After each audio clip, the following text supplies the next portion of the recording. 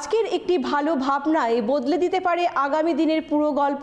নিজেকে ইতিবাচক রাখুন। নমস্কার, পজিটিভ বার্তার পর্দায় আপনাদের সকলকে স্বাগত। আপনাদের সাথে রয়েছি আমি মিতা। চলে যাব আজকের বিস্তারিত সংবাদে। রাম ঠাকুর সেবা মন্দিরের সুবর্ণ জয়ন্তী উপলক্ষে 8 দিনব্যাপী ব্যাপক অনুষ্ঠানের আয়োজন করা হয়েছে। 9 জানুয়ারি থেকে শুরু হয়ে এই অনুষ্ঠান চলবে 16 জানুয়ারি পর্যন্ত। রাম ঠাকুর সেবা মন্দিরের সুবর্ণ জয়ন্তী উপলক্ষে 8 দিনব্যাপী ব্যাপক অনুষ্ঠানের আয়োজন করা হয়েছে। 9 জানুয়ারি থেকে শুরু হয়ে এই অনুষ্ঠান চলবে 16 জানুয়ারি পর্যন্ত। বুধবার আগরতলার বনমালীপুরস্থিত রাম ঠাকুর সেবা মন্দিরে এক সাংবাদিক সম্মেলনে এই কর্মসূচির কথা জানিয়েছেন রাম ঠাকুর সেবা মন্দিরের কার্যকর্তারা।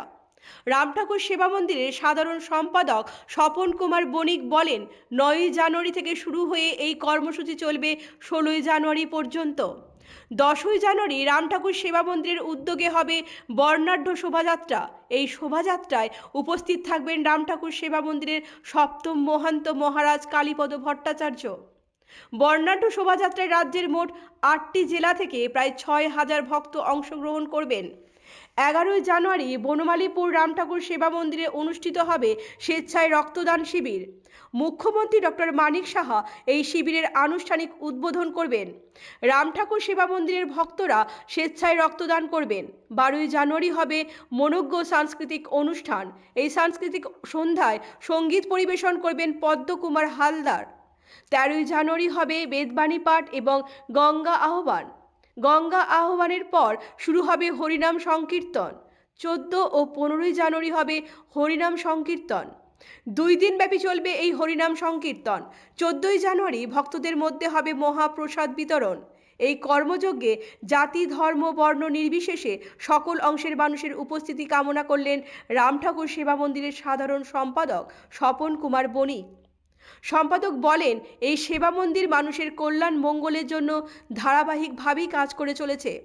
স্বচ্ছ ভারত অভিযান, স্বেচ্ছায় রক্তদান শিবির, স্বাস্থ্য শিবির, শীতবস্ত্র দান ইত্যাদি সামাজিক কর্মসূচি ধারাবাহিকভাবেই জারি রাখা হয়। আগামী দিনেও এই কর্মসূচি জারি রাখা হবে বলে জানিয়েছেন সম্পাদক। যেখানে অগণিত ভক্তপ্রাণ মানুষ সারা রাজ্য থেকে 92টা মঠ মন্দির থেকে উপস্থিত থাকবেন।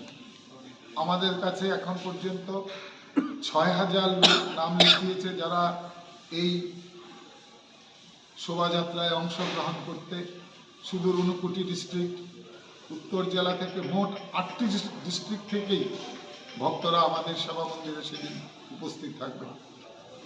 আমাদের বর্তমান মহান্ত মহারাজ শ্রীমৎ কালীপদ ভট্টাচার্য মহোদয় সেই শোভাযাত্রায় অংশগ্রহণ করবেন। পরদিন আমাদের রক্তদান শিবির, অর্থাৎ 11 তারিখ সকালে আমাদের সেবা মন্দিরে রক্তদান উৎসব। এই উৎসবের সূচনা করবেন আমাদের রাজ্যের মাননীয় জনপ্রিয় মুখ্যমন্ত্রী ডক্টর প্রফেসর মানিক সাহা মহোদয়। অতিথি হিসাবে উপস্থিত থাকবেন আমাদের আগরতলা শহরের মিউনিসিপ্যাল কর্পোরেশনের এবং বিধায়ক শ্রী দীপক মজুমদার। আমরা জাতি ধর্ম নির্বিশেষে এই শোভাযাত্রায় অংশগ্রহণ করার জন্য। ব্যুরো রিপোর্ট, পজিটিভ বার্তা। 9 জানুয়ারি থেকে শুরু হবে ইন্টারন্যাশনাল ইউনিভার্সাল এক্সপো। চলবে 26 জানুয়ারি পর্যন্ত। দেশ বিদেশের প্রায় 250টি স্টল থাকবে এবারের এক্সপোতে, বললেন উদ্যোক্তারা। প্রতি বছরের ন্যায় এবছরও রাজধানীর শিশু উদ্যানে শুরু হতে যাচ্ছে ইন্টারন্যাশনাল ইউনিভার্সাল এক্সপো। 9 জানুয়ারি থেকে 26 জানুয়ারি পর্যন্ত চলছে এই এক্সপো। বুধবার রাজধানীতে একথা জানিয়েছেন মেলার উদ্যোক্তারা। দেশ বিদেশের প্রায় 250টি স্টল বসবে এবারের মেলায়। আয়োজকরা জানিয়েছেন 10 বছর পার করে এবার 11তম ইন্টারন্যাশনাল ইউনিভার্সাল এক্সপো হতে যাচ্ছে আগরতলায়। এবারের আন্তর্জাতিক মেলাকে একটা ভিন্ন রূপ দিতে চাইছেন উদ্যোক্তারা। মেলার মঞ্চে থাকবে লোটাস টেম্পল। যারা লোটাস টেম্পল দেখেননি তারা এই মেলায় এসে সেই আনন্দ উপভোগ করতে পারবেন। এর পাশাপাশি মেলার প্রবেশপথে থাকবে উইন্টার কার্নিভাল। মেলার সব ধরনের প্রস্তুতি 9 জানুয়ারি হলেও মেলার আনুষ্ঠানিক সূচনা হবে 11 জানুয়ারি। এই মেলায় দুবাই থেকেও স্টল থাকবে, থাইল্যান্ডের 10টি স্টল থাকবে এবারের মেলায়। দুবাই থেকে থাকবে 2টি স্টল, তাছাড়া আফগানিস্তান থেকে থাকবে প্রায় 10টি স্টল। আফগানিস্তানের অর্গানিক ড্রাই ফ্রুট বিশ্বের প্রায় সব দেশেই বিক্রি হয়ে থাকে। আন্তর্জাতিক মেলাতেও এই ড্রাই ফ্রুট নিয়ে বিক্রেতারা আসবেন। তাছাড়া রাজস্থানের রয়্যাল ফার্নিচার এই মেলায় বিক্রি করা হবে। এর সঙ্গে থাকবে উত্তর পূর্বের বিভিন্ন রাজ্যের উৎপাদিত পণ্য। এইসব পণ্য ক্রয় করতে গেলে সেই রাজ্যে যেতে হতো, তাই আন্তর্জাতিক মেলার মধ্যে দিয়ে এইসব পণ্য ক্রেতারা ক্রয় করার সুযোগ পেয়ে থাকে। সব মিলিয়ে এই মেলার মধ্যে দিয়ে দেশ বিদেশের প্রায় অধিকাংশ জিনিস পাওয়া সম্ভব হবে ক্রেতাদের।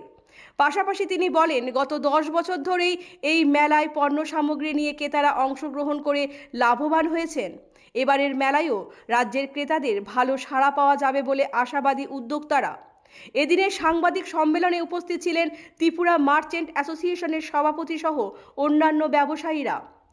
আন্তর্জাতিক স্তরের এই মেলাকে কেন্দ্র করে শিশু উদ্যানের উৎসবে পরিবেশ বিরাজ করবে বলেও জানিয়েছেন উদ্যোক্তারা। তাদের আরও অভিমত, রাজ্যের মানুষকে ইচ্ছা করলেই বিদেশি পণ্য পাওয়া সম্ভব হয় না। অনেক ক্ষেত্রে অনলাইনের মাধ্যমে কিছু কিছু পণ্য সামগ্রী ক্রয় করা হলেও অনেক ক্ষেত্রে পণ্যের গুণগত মান ভালো থাকে না, ফলে ক্রেতারা লোকসানের শিকার হন। কিন্তু মেলার মধ্যে ক্রেতারা জিনিস যাচাই করে ক্রয় করতে পারেন, সেই সঙ্গে পছন্দমতো জিনিস ক্রয় করার সুযোগ পেয়ে থাকেন। আন্তর্জাতিক এই মেলাকে ঘিরে ক্রেতা বিক্রেতাদের মধ্যে একটা আলাদা উদ্যম প্রত্যক্ষ করা যাবে বলেও আশাবাদী ক্রেতারা। और एक्सपो में इस बार जो पार्टिसिपेंट्स लाइक आपने शायद 4 साल पहले देखा होगा, ईरान के पार्टिसिपेंट्स भी आया था एक बार हमारे इस एग्जीबिशन में, जबकि नॉर्थ ईस्ट में बहुत रेयर एग्जीबिशन में वो लोग पार्टिसिपेट करते हैं। इंटरनेशनल पार्टिसिपेंट्स इतना दूर आने में थोड़ा हिचकिचाते हैं, बट दिस टाइम हमारे साथ थाईलैंड के पार्टिसिपेंट्स, मोर पार्टिसिपेंट्स थाईलैंड से हैं। हर साल 2-3 रहता है, इस बार अराउंड 10 स्टॉल्स फ्रॉम थाईलैंड से आ रहे हैं, जो थाईलैंड ऑर्नामेंट्स, ज्वेलरीज, फ्लावर्स वो लेके आए हैं। हमारे दुबई पार्टिसिपेंट्स लास्ट 5 ईयर्स से कर रहे हैं। दुबई के जो हमारे परफ्यूम इतर का स्टॉल रहता है जो बहुत फेमस है, जिसके लिए लोग बरागवली से भी आते हैं परचेस करने के लिए, तो वो स्टॉल्स भी इस बार रहेगा। इसके साथ में हमारे और एक परफ्यूम और ये के स्टॉल्स रहेगा जो हमारे मेड इन इंडिया है, जो इंडिया में बनेगा। अफ़गानिस्तान के ड्राई फ्रूट्स के यहाँ पे बहुत लोग वेट करते हैं अबाउट जो ऑर्गेनिक ड्राई फ्रूट्स मिले। अफ़गानिस्तान के ऑर्गेनिक ड्राई फ्रूट्स आपको इस एग्जीबिशन में इस बार बहुत सारे मिलेंगे, मतलब अराउंड 8 to 10 स्टॉल्स उसका रहेगा। हमारे कश्मीर से कन्याकुमारी तक ऑल ओवर इंडिया के maximum states, more than 20 states के पार्टिसिपेंट्स रहेंगे। इंटरनेशनल में जैसे स्टार्टिंग में बताया था ईरान के भी इस बार 2 स्टॉल रहेगा। साथ ही साथ में हमारे देश के बहुत सारे हैंडीक्राफ्ट्स आइटम, साथ में आपका फर्नीचर आइटम रहेगा, जैसे Rajasthan royal furniture, Saharanpur furniture, ये सब। ব্যুরো রিপোর্ট, পজিটিভ বার্তা। কেরিয়ারের একেবারে সায়ন্যে এসে ফিটনেস নিয়ে খুবই সচেতন হয়ে গেলেন হিটম্যান। অনুশীলনে ফিটনেস ভুলে প্রিয় খাবারের দিকে হাত বাড়ালেন হিটম্যান। কেরিয়ারের একেবারে সায়ন্যে এসে ফিটনেস নিয়ে খুবই সচেতন হিটম্যান। অনুশীলনে ফিটনেস ভুলে প্রিয় খাবারের দিকে হাত বাড়ালেন হিটম্যান। রোহিত শর্মার সঙ্গে যেন ওতপ্রোতভাবে জড়িয়ে গিয়েছে বড়া পাও। মুম্বাই তথা মহারাষ্ট্রের এই বিখ্যাত খাবার খেতে খুবই পছন্দ করতেন ভারতীয় দলের প্রাক্তন অধিনায়ক। মাঝে সাঝে প্রিয় খাবার নিয়ে কটাক্ষ সহ্য করতে হয়েছে তাকে, কিন্তু রোহিতের একেবারে সায়ন্যে এসে ফিটনেস নিয়ে খুবই সচেতন হয়ে গিয়েছেন হিটম্যান। এখনও কি বড়া পাও খান তিনি? সেই নিয়ে একটি ভিডিও ভাইরাল হয়েছে নেট দুনিয়ায়। বিজয় হাজারে ট্রফিতে মুম্বাইয়ের হয়ে খেলার পর আবার জাতীয় দলে ফিরতে চলেছেন রোহিত। আগামী রবিবার থেকে শুরু হবে নিউজিল্যান্ডের বিরুদ্ধে 3 ম্যাচের ওয়ানডে সিরিজ। তার জন্য মুম্বাইয়ের অনুশীলনে নেমে পড়েছেন রোহিত। ব্যাটিংয়ের পাশাপাশি ফিল্ডিংয়েও মন দিয়েছেন। হিটম্যানকে কাছ থেকে দেখার জন্য অনুশীলনেও ভিড় জমিয়েছেন ভক্তরা। সেই অনুশীলন থেকেই ভাইরাল হয়েছে মজার এক ভিডিও। সেখানে দেখা যাচ্ছে প্র্যাকটিসের মাঝে বিশ্রাম নিতে নেটের ধারে এসেছেন হিটম্যান। তাকে দেখে অনেকেই নানা কথা বলতে থাকেন। এক ভক্ত চেঁচিয়ে ওঠেন, রোহিত ভাইয়া বড়া পাও পাজিয়ে কা? অর্থাৎ, রোহিত ভাই আপনি একটা বড়া পাও খাবেন? তবে ফিটনেস সচেতন রোহিত এখন প্রিয় বড়া পাওয়ের দিকে ফিরেও তাকান না। তাই ভক্তের প্রশ্নের জবাবে রোহিত হাত নেড়ে জানিয়ে দেন তিনি খাবেন না। ব্যুরো রিপোর্ট, পজিটিভ বার্তা। দুরন্ত ফর্মে অধিনায়ক বৈভব দক্ষিণ আফ্রিকার বিরুদ্ধে দ্বিতীয় যুব ওয়ানডেতে সে ভেঙেছে দ্রুততম হাফ সেঞ্চুরির রেকর্ড। যদিও তার আগে 50 করে পুষ্পা সেলিব্রেশন নজর কেড়েছে সকলের। দুরন্ত ফর্মে রয়েছে অধিনায়ক বৈভব দক্ষিণ আফ্রিকার বিরুদ্ধে দ্বিতীয় যুব ওয়ানডেতে সে ভেঙেছে দ্রুততম হাফ সেঞ্চুরির রেকর্ড। এবার তৃতীয় ওয়ানডেতেও তার ব্যাট চলল। বুধবার ঝোড়ো সেঞ্চুরি হাঁকিয়েছে সে, যদিও তার আগে 50 করে পুষ্পা সেলিব্রেশনে নজর কেড়েছে সকলের। বলা যায় তার এক চালে ফের জব্দ হয়ে গেল প্রতিপক্ষ। আয়ুষ মাত্রে না থাকায় অনূর্ধ্ব 19 দলের নেতৃত্ব দিচ্ছে বৈভব। প্রথম ওয়ানডেতে বৈভব রান না পেলেও জেতে ভারত। দ্বিতীয় ওয়ানডেতে দক্ষিণ আফ্রিকা 245 রানের জবাবে শুরু হয় বৈভবের তাণ্ডব। মাত্র 15 বলে হাফ সেঞ্চুরি করে সে। এর আগে 2016 সালে ঋষভ পন্থ নেপালের বিরুদ্ধে 18 বলে হাফ সেঞ্চুরি করেছিলেন। যুব ক্রিকেটে এদিন সেটাই ছিল দ্রুততম হাফ সেঞ্চুরি, যা ভেঙে দেয় বৈভব। শেষ পর্যন্ত 24 বলে 68 রান করে আউট হয় বৈভব, যার মধ্যে ছিল 10টি ছক্কা ও 1টি চার। ম্যাচও জেতে অনূর্ধ্ব 19 ভারতীয় দল। আর এবার 24 বলে হাফ সেঞ্চুরি করে সে। 50-এর পর বৈভবের পুষ্পা স্টাইলে সেলিব্রেশন সোশ্যাল মিডিয়ায় দ্রুত ভাইরাল হয়ে যায়। এর পরেও অবশ্য থামানো যায়নি তাকে। তৃতীয় ওয়ানডেতে 63 বলে সেঞ্চুরি হাঁকায় সে। সেঞ্চুরি করে খুব বেশি উচ্ছ্বাস প্রকাশ করেনি বৈভব। শেষ পর্যন্ত 74 বলে 127 রান করে সাজঘরে ফেরে 14 বছরের বিস্মিত প্রতিভা। তার ইনিংস সাজানো 9টি চার ও 10টি ছক্কা। সিরিজের শেষ তথা তৃতীয় ওয়ানডেতে টসে জিতে প্রথমে বোলিংয়ের সিদ্ধান্ত নেয় দক্ষিণ আফ্রিকা। দাপুটে শুরু করে ভারতীয় ওপেনাররা। 23তম ওভারে জ্যাসন রাওলেসের প্রথম বলে সিঙ্গেল নিয়ে সেঞ্চুরি পূর্ণ করে বৈভব। অ্যারন জর্জও সেঞ্চুরি করেছে তার নামের পাশে 106 বলে 118 রান। অ্যারনের সঙ্গে বৈভবের জুটিতেই ওঠে 227 রান। ভারতীয়দের মধ্যে যুব ওয়ানডেতে ওপেনিং জুটিতে এটাই সর্বোচ্চ রান।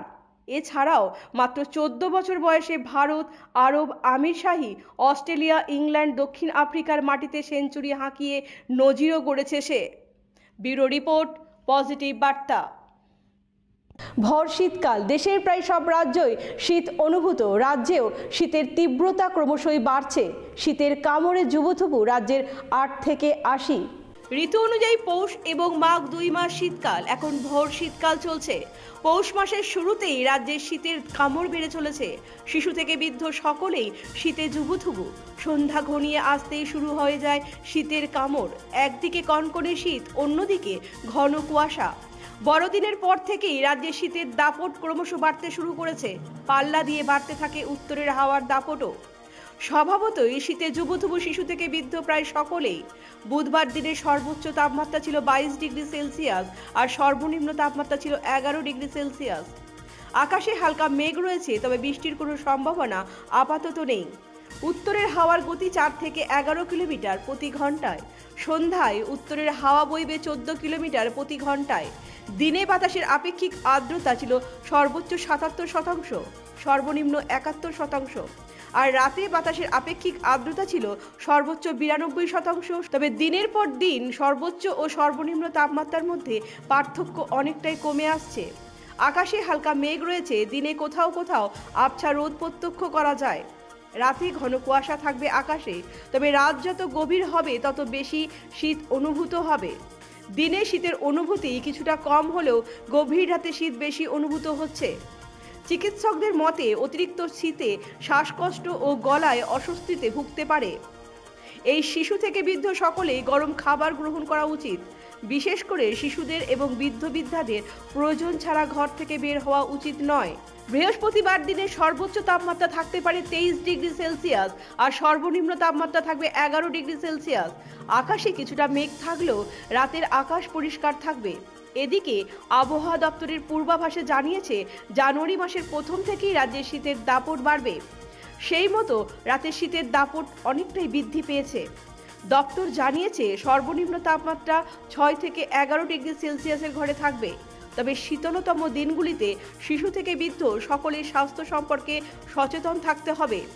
শীতের সময় 3 বছরের নিচে শিশুদের 3 লেয়ারের পোশাক পরতে হবে। ত্বকের সংস্পর্শে যাতে উলের পোশাক না থাকে সেদিকে লক্ষ্য রাখতে হবে। শিশু থেকে বৃদ্ধ সকলেই গরম খাবার খেতে হবে, প্রয়োজন ছাড়া ঘর থেকে বের হওয়া যাবে না। শিশুদের ও বৃদ্ধদের উষ্ণ গরম জলে স্নান করতে হবে। ব্যুরো রিপোর্ট, পজিটিভ বার্তা। এখনকার মতো সংবাদ এই পর্যন্ত। পরবর্তী সমস্ত সংবাদ দেখতে চোখ রাখুন পজিটিভ বার্তার পর্দায়। Think positive, be positive, positive বার্তা।